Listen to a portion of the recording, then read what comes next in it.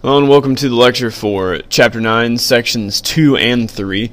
In this lecture we'll be looking at some things that the new government of the United States has to deal with under George Washington, and then what happens when George Washington leaves office, and then what happens when the next president, John Adams, comes into power, and what happens when the Federalists are in charge. Even though America was now independent, they were still very closely tied to Europe through treaties and trade, and a lot of people were kind of worried that they would be dragged into problems with Europe. This kind of shows up when the people of France led a rebellion against their government. They want to overthrow their king. They want to have equality and liberty. And basically they have seen what has happened in America, and they want to kind of have those things as well with the American Revolution, and they start what is known as the French Revolution. The people in France kick out their king, and other kings in other countries around Europe, especially in Britain, worried that if the French Revolution succeeded, then they would actually lose power also. So, you're the king of England, and you see that, the Americans have kicked you out. Now the people directly to the south of you in France are kicking their king out. You kind of get worried about your people kicking you out. So the British king decides that he's going to send his army to go defeat the rebels in France, and he goes to war with the French. This puts the United States in an interesting position. They're kind of caught in the middle.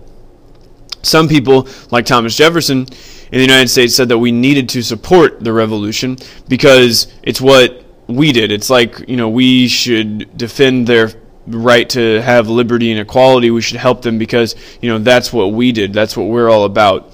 But other people like Alexander Hamilton said that we needed to support Britain because if we didn't support Britain, then we wouldn't have any opportunity to trade, we wouldn't have any money, and we wouldn't survive as a country. Because remember, Alexander Hamilton's all about paying off that war debt because he is the Secretary of the Treasury, and without trade he knows that can't happen.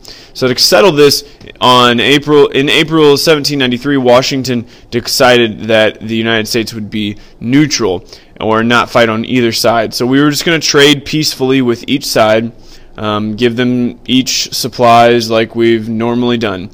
But the British made this very hard because they started seizing our American ships, our peaceful American ships, in an attempt to force us or kind of bully us into supporting them. They're saying, hey, we'll stop taking your ships if you, just support us and don't give the French anything. John Jay, who is the Supreme Court Chief Justice at the time, George Washington sends him over to England to try to get things worked out, to try to get them to stop taking the ships, and also to try to get the British to give up their forts in the Northwest Territory, something that they should have done after the Revolutionary War almost 20 years ago. So he goes over to England. He tries to get them to get a treaty worked out to stop taking our ships and to get out of the Northwest Territory, and he is successful when he gets Jay's treaty signed. The treaty said that the British would pay for the damaged ships, and they would also leave the Ohio River Valley. This, along with another treaty that we will talk about on the next slide, helped to ease frontier tensions. It helped to, after Jay's treaty and then the next treaty, we won't have to worry about people out on the frontier attacking us and not letting us use our land, that is the United States. The second treaty is Pinckney's treaty. Pinckney's treaty was between the United States and Spain, and it said that the Americans could travel freely on the Mississippi River. The U.S. could store goods in the port of New Orleans, and Spain accepted the American border of Florida. With the problems in Europe out of the way, Americans started to move west, and by now what you're going to see, though, is even though we are expanding and growing as a country, we now have to face another issue, which is Washington retires. In 1796, Washington decided that 2 terms in office was enough, and this is another one of those things that he does that everybody starts doing. It's one of those precedents. Because he serves two terms, almost every other president after him serves 2 terms until Franklin Roosevelt, who serves 4. he's elected to 4, but after he is elected to 4, they put in an amendment in the Constitution that says you can only serve twice. But it's one of those precedents that George Washington sets, just like calling him Mr. President and things like that. As Washington leaves, he warns the country against a few things. He wants the United States to steer clear of permanent alliances with other nations. He thinks that, an alliance that is good right now might not be good 30 years from now. And also he wants the United States to limit the amount of political disagreements or political parties. And he sees political parties as kind of an obstacle to hearing the voice of the people.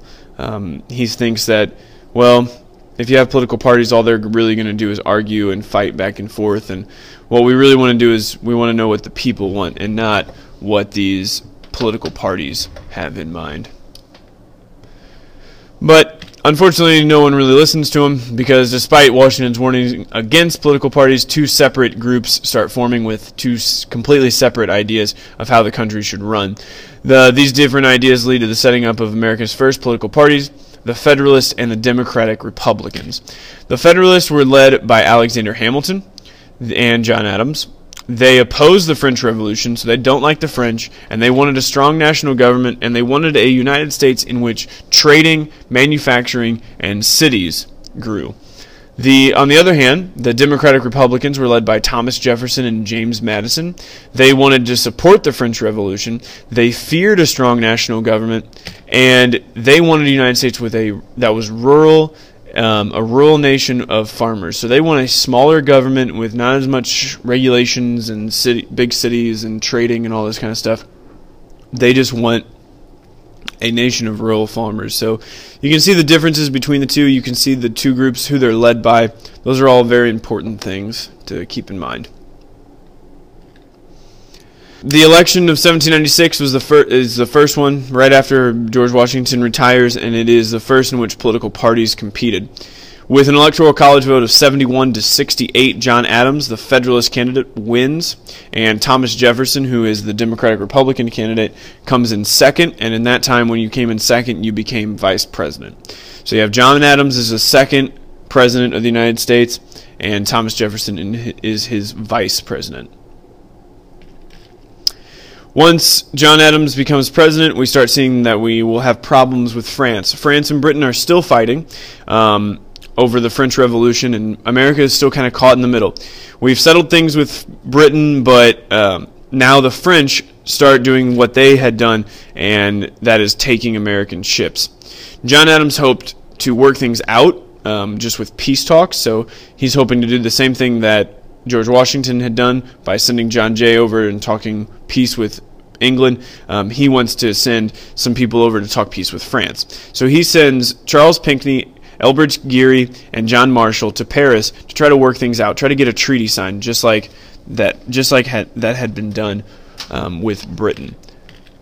When they get there to Paris, before they're even let into the room to talk to anybody about a peace treaty, they are taken aside by 3 French agents. They don't know their names, so they later refer to them as agents X, Y, and Z, kind of these mysterious secret agents of the French government that take them aside and tell them that the only way they're even going to get in the room to talk with anyone, the only way they're going to even have any sort of chance to work out a peace treaty, is that if right now they agreed to give the French a $10 million loan, something that they're going to pay back, but not even part of the treaty. So, you could have a $10 million loan right now and then a $10 million loan later, which, and then the other thing is that they want the Americans to give them a $250,000 cash bribe, just like a under-the-table kind of, bribe. They're like, it's a lot of money.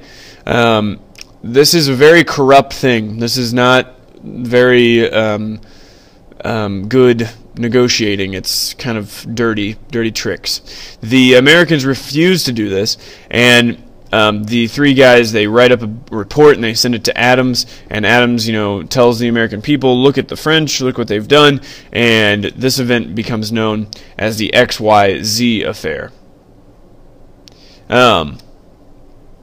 This ruined the relationship between France and the United States. They started to fight at sea, and the Federalists used this to gain a lot of popularity during this time because the people of the United States see the Federalists as standing up to the French. And if you remember, the Democratic Republicans were the ones that were like, oh no, we should help the French in their French Revolution.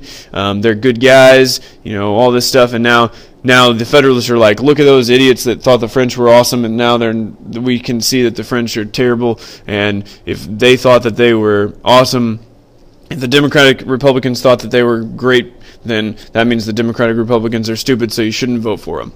So people stop voting for the Democratic Republicans. They lose a lot of their seats in Congress, and the Federalists gain a lot of seats in Congress. So the Federalists now control Congress, which that means they control the lawmaking process. And then they also have a Federalist president, which means that they don't have to worry about anything getting vetoed. So basically, whatever laws the Federalists want to make, they can make. And they use this as an opportunity to try to crush some of their critics and some of their opposition. The Federalists blamed a lot of the fighting and the problems in the country and in France and all this kind of stuff on immigrants. And they said those immigrants supported the Democratic Republicans, and they were criticizing the Federalists, and they were thinking, these people are ruining the country. That's what they were saying. So to get rid of these kind of critics, the Federalist Congress and John Adams, the Federalist president, passes the Alien and Sedition Acts.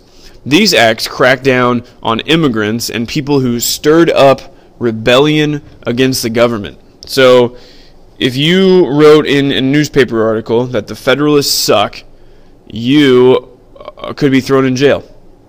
And you are saying to yourself, wait, that's you're taking away freedom of speech. Exactly. And I mean, if you are taking away freedom of speech, how do you think some of the people in the United States are going to feel about that? And you're going to start seeing that with these acts and the taking away of rights and all this kind of stuff, people start losing their taste for Federalists. The popularity starts decreasing a little bit. The Democratic Republicans, led by Jefferson and James Madison, wanted to get rid of these acts, and to do this they proposed the Kentucky and Virginia proposals. These proposals are kind of the first time we see this idea of states' rights or nullification, and we'll talk more about this later on, but it's the idea that the states can overturn an act of Congress if they thought that it was unconstitutional. This kind of goes against one of the principles of the Constitution, which is federalism, where if two laws come into conflict, that the higher law is always followed. What nullification is saying is that, well, the state should have a chance to overturn this stuff, even if the higher form of government says that it's a good idea. Jefferson and Madison aren't able to get rid of these acts while Adams is in office, but within 2 years, those guys will be in power, and they would be able to get rid of them on their own. They're going to be in power because while the two parties argued at home, the United States made peace with France. The John Adams opens up peace talks with them again, and this, surprisingly enough, peace makes Federalists angry because they want to stand up to France. They don't want to have peace with them. They want to be like, you guys suck and we're going to show you and fight and all this kind of stuff. But Adams loses a lot of support from his own party. And he's also losing a lot of support from other people because of, the Federalists taking away power and all this kind of stuff. So even though John Adams avoided bloodshed, he loses re-election in 1800 to Thomas Jefferson, who becomes the third president of the United States. And with that, we will talk about that election and Jefferson's presidency in the next lecture.